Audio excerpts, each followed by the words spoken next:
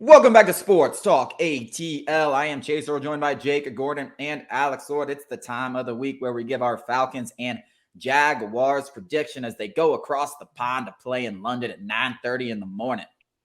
Jags Real coming quick, off a bad loss. Falcons coming off a bad loss. What gives in this game? Who wants to start us off? I will say first before we do this, just to add a little meat to this segment. I've heard this before. I hear people that say Jaguars and Jaguars, and I think if you say Jaguars, you're weird, and I don't like you. I'm gonna plant my flag in that right now. It's Jaguars. Yeah, I'm not even going to try and say it and just call them Jags from now on. Jaguars. Not Jaguars. I'll go first, though. I'll say Jags 23, Falcons 13. Okay. Is it me? I think it's going to be a pretty high-scoring affair. I think these two defenses give a lot. So Trevor Lawrence and the Jags offense isn't as bad as they've been thus far. I think that first week against the Colts, we saw what they could do. I watched that Texans game, and the Texans, that was a very weird game. Nothing went right for the Jags, and the Texans scored on a kickoff with a fullback. Like, that doesn't happen. That was one of the greatest moments of NFL history. So like I said, that ball needs to go to Canton. Yeah, very weird game last week. That's not who the Jags are. The Jags are still a playoff contender. I think this is a higher scoring affair than most people are, or at least Jake predicted. And I think the main reason for that is the Falcons' second level, Caden Ellis, and it will be Nate Landman, Jake's boy, Nate Landman, are going to just get diced up on those in and those dig routes. They did last week against the Lions. Troy Anderson was in before he got injured. But I also think that the Jags defense is not even close to as good as the Lions defense. And I think the Falcons get back to running the ball. Big day for Bijan Robinson. I'm going to go 34-31 Falcons. Yeah, I just, that's crazy to me. First of all, I think the Falcons defense proved, this is another big test for the Falcons defense, right? Like, they had a test last week. I thought they passed it with flying colors. I think, solidified themselves. I think I can say enough to trust them that they're going to keep this game close just defensively. I still have problems with this Falcons offense. And more just Desmond Ridder. You look at his numbers away from home, and I know this isn't an away game, but it's still not at home. And he's been much worse, away from home than he has been at home. He hasn't won yet away from Mercedes-Benz. Meanwhile, I think he's undefeated at Mercedes-Benz. So I think the Falcons offense has more problems here. I do think they're better than they were a week ago, but I don't think I have enough confidence in them getting more than 20 points. But on the flip side, I still think the Jaguars offense are figuring things out. I think they're better than they have been. And I believe in this defense to keep it close.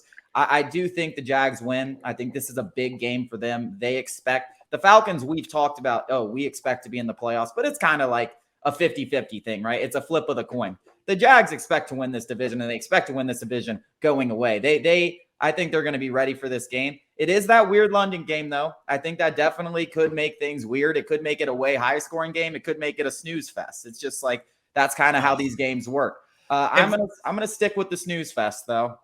I'm gonna go 20. I'm gonna give the Jags 23. I think Trevor Lawrence makes another play. I think Calvin really has a big game against his old team after a couple of snoozers by him. Bad games over the last 2 weeks after a good first week. I'll go 23 for the Jags. 17 for the Falcons. They're a little bit better against those stacked boxes. Maybe they loosen it up a little. I think they'll run the ball much better than they did a week ago. I still have a tough time thinking Desmond Ridder throws a couple touchdown passes. And one more thing, over 15.5 touchdown passes. Whew, that was not in danger. It's in danger. So I think you're dead in the water already. I didn't bet it. But I was literally about to drop like 5 racks. Like, I texted my buddy. I'm like, I'm going to send you $5,000. This is my over of the year. If I had bet that, you know how mad I would be. I might be like stabbing my wrist. Like, what's crazy though is all he has to do is have a 3-touchdown game, which is a tall task for him, and then you're right back on track. But I thought this offense was going to bring me something, man. And I listen. I will say, when it comes to the offensive line, they have been the most disappointing aspect of this team. But the one promise, the one hope that I have, obviously getting Cordell Patterson back at some point will help this skill position group. But this offensive line is going to be better. Like, I think we've seen them at their worst these first 3 weeks. They are going to be better the rest of the season. I think that's going to help them a lot. But still, Desmond Ridder's got to make plays. And until he does it against some loaded boxes and wins some one-on-one match. And it's not just him. Until Drake London and Kyle Pitts win those one-on-one matchups. Like, that's the other thing. Like, and I know you mentioned it, Alex, is a combination of things.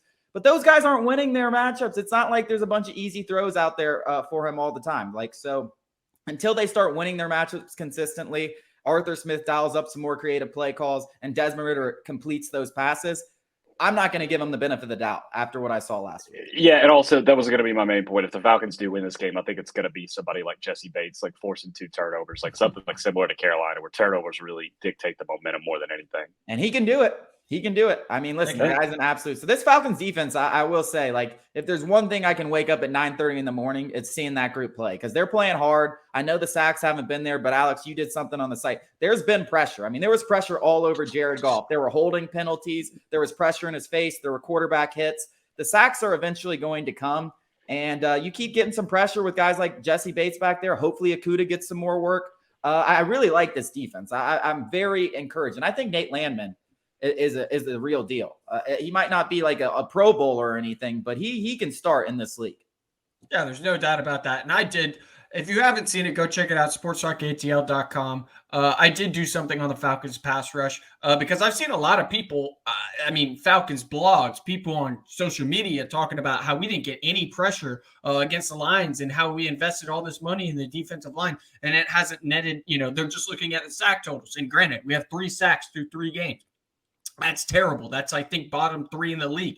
But if you go and look at the underlying metrics, which are pressures, quarterback knockdowns, quarterback hurries, those all suggest that the Falcons are getting pressure on opposing quarterbacks at a very, very high rate. I'm talking top 10, top 5.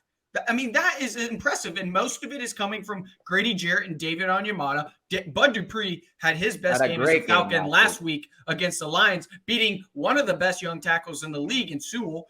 And I just don't know where anybody's watching these Falcons games and thinking that we're just not getting pressure, because we absolutely are. The defense, what a bright spot.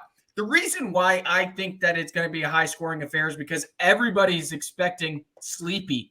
A 9:30 London game. It's going to be sloppy. The Falcons play a sloppy game. The Jaguars are coming up. They haven't been firing on all cylinders. That offense drops. Trevor Lawrence is doing all he can. Nobody's helping him out.